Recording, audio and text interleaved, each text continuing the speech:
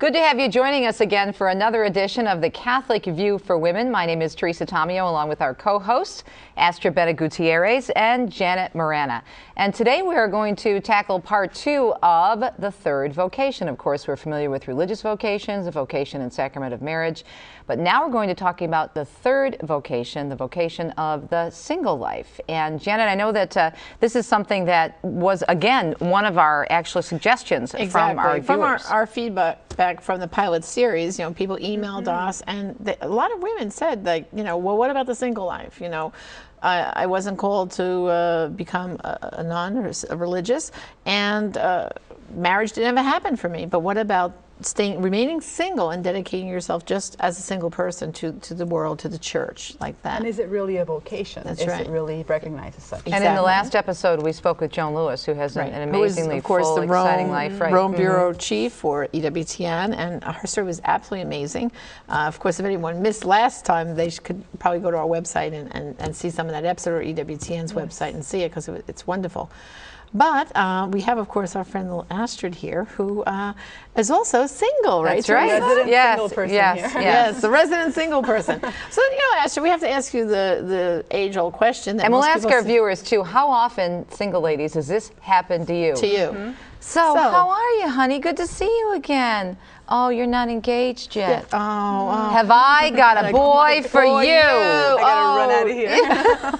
No, but it's true. And but listen, you know, my husband, he has a new partner, and his son makes a good and he goes to church every week, every Sunday, and he's so handsome. So handsome. What beautiful children you'd have. Just one date, I'm sure it'd be fun. Wouldn't you like? Come on. Would you like to come next Sunday to dinner? You don't have to be alone. Oh my goodness.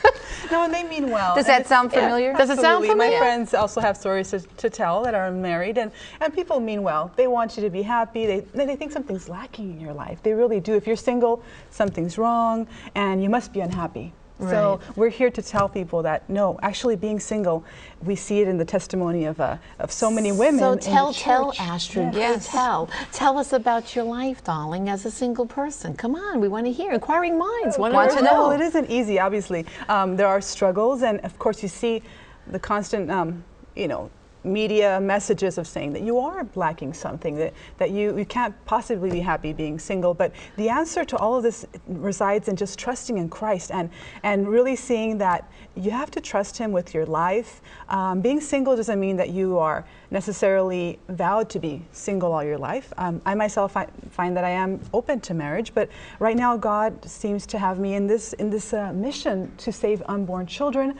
I'm very happy with the mission He's given me. I'm actually in a neighborhood in LA in the middle of 9 abortion clinics. That is incredible. Helping women every day recognize their dignity, the gift that they have. So when you're single, it doesn't mean you don't like marriage. We appreciate and uphold marriage and defend it tooth and nail. But right now I feel so fulfilled with the life that I have. I'm able to work with families. I'm able to hold these babies that are born from a mom. And then when they misbehave, you can give them back. Exactly. Absolutely. No babysitting necessary. Absolutely. And also as a single person, we can serve in other ways in our family. I have one sister and she has 4 children, and I just was with her. She just came back from Ireland. She's in Ireland, and so I was there when her 4th child was born. I took care of the other ones, and then as you said, I came home. And I also help my friends who are married and have children. You know, some couples are married and have children and they don't go out on a date together for months and months. And how wonderful that a single person can step in and say, you know what, I can stay in Saturday night, go and have a date. I mean, it's a beautiful ministry to serve other families. Right. And that way we can be, like Joan Lewis, you know, fruitful and helpful. And that's a mission that Christ has for us. Widows also have, you know, that mission because they are single as well. So I think that the take that we need to have as Catholic Christians is that in every vocation, in every state of life, we can be fruitful, we can be happy and fulfilled, and find and be magnanimity. Fruitful and multiply doesn't necessarily mean having children. And in this culture where family is so attacked and marriage, even though we're not married, we can defend marriage. We see so many attacks on the family, and us being single, we can be available to go and speak to the media, to step in a crisis pregnancy at 4 in the morning, take a call and go help somebody. This is something that we as single people can have, and also to see that we have the time to spend more intense spiritual moments with Christ. Right. We can go to adoration, we can go to retreats where we really find that Christ is our true happiness, and for everyone, Christ is the spouse of our soul. And so we have to constantly go back to that, and anyone can be happy as long as they have Christ. But don't you find, Astrid, that it's really countercultural? I mean, Absolutely. I was just going to say that because she mentioned the Absolutely. media, and Right. if you look at, you're either messages that are out married, there, you're right. either getting divorced because you're unhappy Or in you're your marriage, sleeping around. or you're sleeping around, or if you're not sleeping around, you're looking for somebody with whom to sleep around. Exactly. And so there's this message of you have to be, a woman has to be with a man. Of course, Right. even just in Because the chastity issue, being single, you see the shows on TV that basically say, well, sure, if you're single, then go out and have fun, right? And go out and be promiscuous. And that's Right. not what we're supposed to be doing. We're supposed to be living a fulfilled life, and that road only leads to unhappiness and depression. We see it with statistics. Right. And this is a fact. So we as singles have to be witnesses to Christ. And yes, we are a sign of contradiction to the world, Right. because if you look at somebody like Joan Lewis, she looks so happy and vibrant, and she's so generous. And you say, but how could she be so happy? And she is not married, she has no children. Well, the answer is Christ Is and God. her trusting. St. Augustine, my heart does not rest until it rests in thee, That's O Lord. for right. everybody. Well, now that we're done torturing you, thank you for being our resident volunteer. We're going to take a quick break. When we come back, in addition to talking with Astrid a little bit more, we're also going to go back over to Rome to speak with two women who are also very involved in the church and who are single. You are watching The Catholic View for Women. This is an EWTN production. We hope you're enjoying our program so far and our brand new set, and we're grateful for the full series. And of course, you can check us out at CatholicViewForWomen.com. We'll be right back.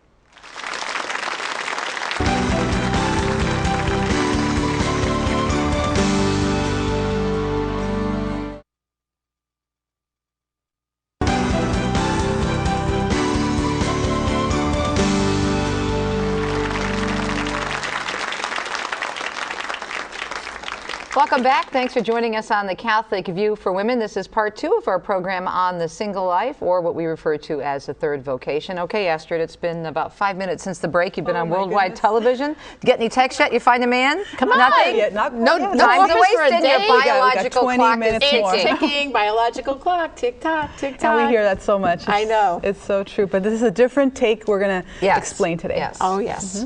We were in Rome a few months ago, That's and we right. took our cameras with us and had a wonderful time, not only interviewing Joan Lewis, as you saw in the last episode on the third vocation, but Janet, we also introduced to our audience, where we actually met and we'll introduce to our audience, two very special women who are making a huge difference in the church. Right. And you know, very often the church says that we oppress women and they don't get high positions in the church. Well, both of these women we interviewed, we're going to first do the first one, which is Dr. Jane Adolph. She works inside the Secretary of State, and her title is, she's an expert, which is the title, at the Holy See, Vatican City mission, and Holy State, Secretary of State, second section is like the big title, all right? It's within the legal department, really, for the Pope. Wow. Well, yeah, basically. because she served as a prosecutor for a while. She actually did. was at Ave Maria in Michigan for some time. Yes, Yeah. and now currently, in addition to working for the Vatican, she's also an associate professor, also at Ave law Maria school School of in Law, Florida, which is now yeah. in Naples, Right. Florida. So let's take a look at Dr. Jane Adolph, all the way from Rome. Well, right now I'm working for the Holy See, and so I'm stationed in Rome. I'm working for the Secretariat of State, second section, and that's basically what you can refer to as a foreign affairs section. And I also have a position at Ave Maria School of Law. That school is situated in Naples, Florida, and so I'm working here, but then I also have duties back there, and I will be in Florida probably in the month of February, but I'm at the same time doing most of my work, if not majority of my work here for the Secretary of State. Well, number one, from the perspective of the laity, and there's a beautiful document called Christi Fidelis Laici, and in that document it talks about the role of the laity and how we participate as priests, and it's a kingly role, but a common priestly role. And then you also have the prophetic role. And so we have these roles that we play, but it's different. So we're equal, but we carry out these functions differently. So primarily, prior to coming here, which I've come to Rome in June, I was playing out that as a layperson, teaching and working as a lawyer. I worked as a prosecutor. And so that's serving the church, and we as a body of Christ, that is the church. In terms of the hierarchical, yes, that's a very special aspect of the church. And I was been invited to be a consultant for the hierarchical structure more since 2004, and I was going back and forth from my role as a professor to here doing some consulting work. And then, I was invited to be here more on a full-time basis. So from working within the church itself, I think I've carried out and really living as a layperson and carrying out my baptismal promises and confirmational to be a layperson and serve the church, both before and when here in Rome. Well, Dr. Jane Adolph is, again, an example of a beautiful woman who is living a single life, serving the church. But, a point she made, which is very important, is you don't have to be, serving the church to have this joy of the single life. You know, it could be in different aspects.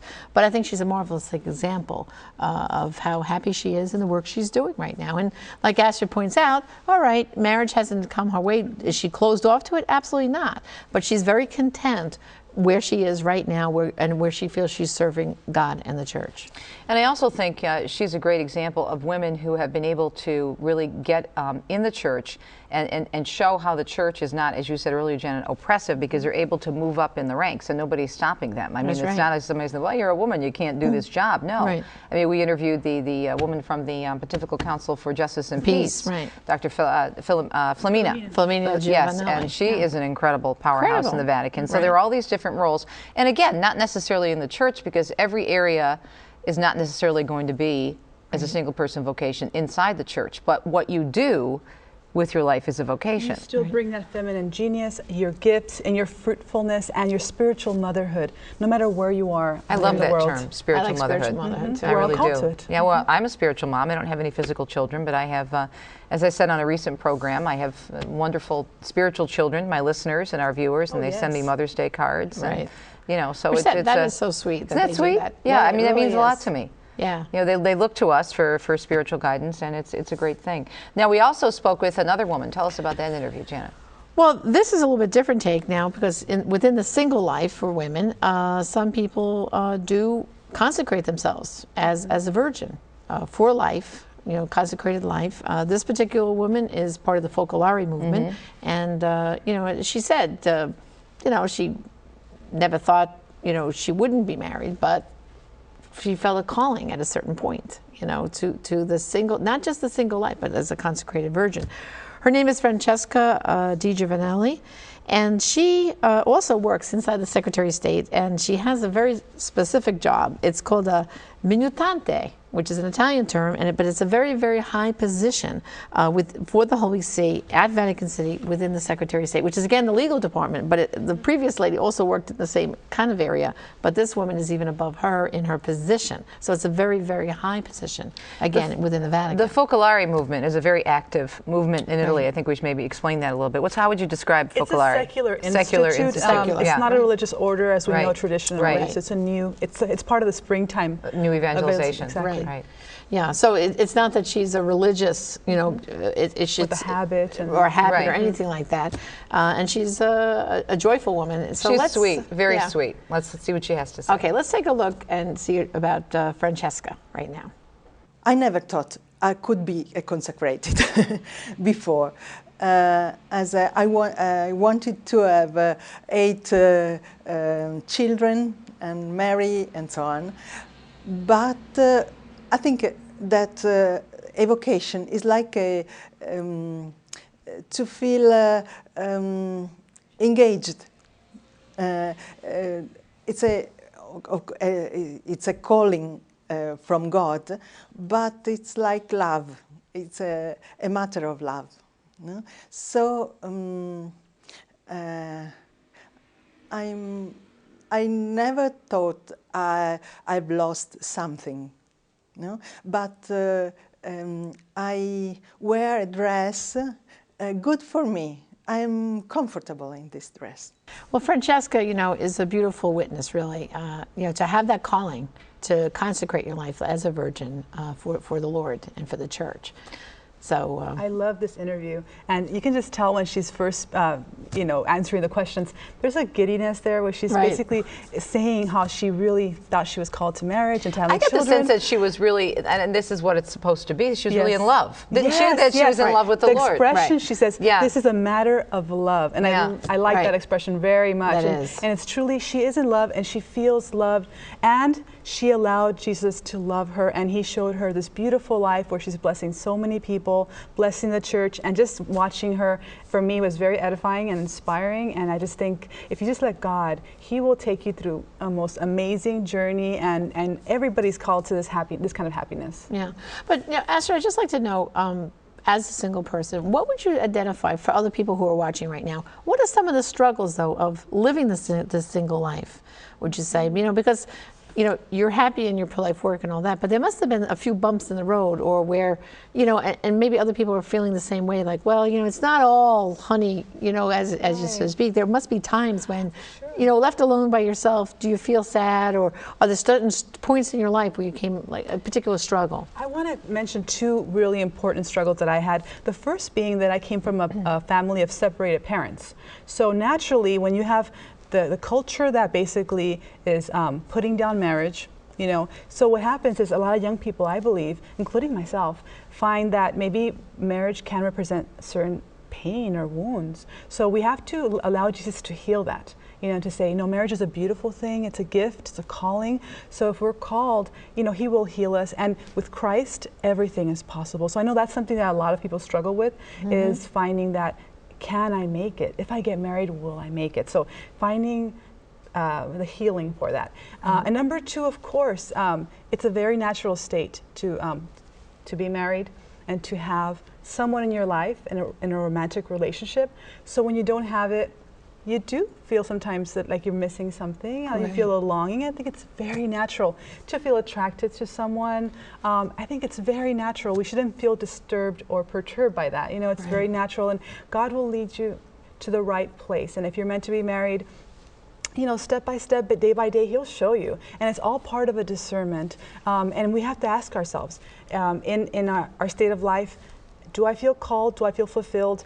By being with someone, will I be more myself? Will I be more vibrant? Will I be fulfilled? Or do I find, as I find sometimes in my life, is that I find that I do want to give myself in a way to many people in my ministry, in helping, taking phone calls from women that are post-abortive, or helping a crisis pregnancy, or mentoring others in the pro-life movement. I lead many, thanks be to God, it's a privilege to be able to help many Hispanic pro-life leaders in the churches, mentor young people that are coming up in the pro-life movement. So for me, to have that time and availability is tremendous. To see people grow in their faith is also an amazing privilege. So that fulfills me. At the end of the day, I'm tired, but I'm happy. So to really to have those moments where you're reflecting on your life and seeing how God is using you, how are you blessing others, is important. And to identify that longing really is something that God is moving you towards, marriage, or if right now he's giving you a mission, and how do you feel about it? Well, let's take a look at a few of the documents and resources that we're going to have on our website at thecatholicviewforwomen.com. One of our favorite documents, and we mentioned this before, not only in our pilot program last year, but also in previous shows on this edition of The Catholic View for Women in terms of this series, the new series. It's called The Papal Letter to Women, and it was written by John Paul II, given to us in 1995 at the same time of the very controversial Beijing Women's Conference, where there was a certain attitude about women at that conference that was being promoted, and it was not a godly one. So John Paul II sat down, prayed, of course, and really felt a calling to put this out for women to understand who they are in Christ. And Janet's going to start out with a beautiful quote. And again, this is the Papal Letter for Women, written by the late John Paul II, now, of course, Blessed John Paul II. It starts here. Thank you, women who work. You are present and active in every area of life, social, economic, cultural, artistic, and political. In this way, you make an indispensable contribution to the growth of a culture which unites reason and feeling, to a model of life ever open to the sense of mystery, to the establishment of economic and political structures even more worthy of humanity. Thank you, consecrated women. Following the example of the greatest of women, the mother of Jesus Christ, the incarnate Word, you open yourselves with obedience and fidelity to the gift of God's love. You help the church and all mankind to experience a spousal relationship to God, one which magnificently expresses the fellowship which God wishes to establish with His creatures. Thank you, every woman, for the simple fact of being a woman. Through the insight which is so much a part of your womanhood, you enrich the world's understanding and help to make human relations more honest and authentic. And that's just a little snapshot of what this beautiful document, wonderful letter, has to offer. Now, one of our favorite resources in women, single women speaking out about this issue and others is Katrina Zeno, who works in the Diocese of Phoenix, and you've got a resource of hers. Absolutely. It's important that all of us delve into a study of theology of the body, and a wonderful one that I recommend is The Body Reveals God, which is by Katrina Zeno. And I want to read just one paragraph related to the single vocation, although she covers all the different vocations in this study. It's from chapter 6, The Body Reveals God, and it's this is the quote. The vocation of every single person, then, is to be spiritually fruitful, virginal life until we enter into sacramental marriage, if God wills it. We, as singles, have so much to give the world and the church. However, this requires a paradigm shift to embrace the single state as a virginally fruitful time rather than waiting for our real life to begin. Wow, that last part, waiting for our real life to begin. Still waiting. And you're still How long has it been? We don't have much time left. No, but that's key. That is. Because that really is. Joan Lewis said in the last program, you know, once you have that peaceful acceptance of, okay, maybe God has a different plan for me, then things can turn around, as opposed to closing yourself off and sitting there and saying, no, I am waiting, and that's it for me. It can't be any other way. Exactly. Yeah, and Joan spoke about that crossroads where, you know, there was that period of time where she was getting anxious about the fact that she hadn't married, and you know, she had all these aunts and uncles that were married and many nieces and nephews, and she said she really was getting anxious about it. But when she just discerned and had that said yes to God, like, it's okay, she said this peace came over her. And I think that's kind of like almost like Astrid is feeling from what she's saying. I mean, you could tell us yourself, but I mean, you seem very peaceful, and it's kind of like, if it happens, it happens. If it doesn't, it doesn't. But you're not waiting, right? And it's constant renewing that trust with God, because we do struggle. We do feel sometimes down, but it's natural. So just trusting all the way. And if we're going to think if we think something's going to fulfill us, then when we get to that state, marriage or whatever it is, we're going to find that, no, it's really our attitude. Right. And it's really our how close we are to God that's going to make us happy, they say not a person. Attitude is everything. Indeed. Right? We only have a few minutes left, actually only about 1 minute left for our homework assignment, very quickly. Very quickly, homework is to read John Paul II's letter to women, and of course, our resource that Astrid brought to the table, which is the Christina Zena, The Body Reveals God by Katrina Zena, and that's it. Just delve into that further. Get that book and really embrace what we're talking about. And thanks for being such a good sport. That's right. You're a blessing. We love you. All you. kidding aside, we love yes, you, we love Astrid. you. Well, thanks again. Appreciate you joining us on The Catholic View for Women. We look forward to seeing you next time. And again, please visit our website with all the information on this show and previous shows as well. That's thecatholicviewforwomen.com. I'm Teresa Tomeo, and for Astrid Bennett Gutierrez and Janet Morana, thanks for watching, and we'll see you next time on The Catholic View.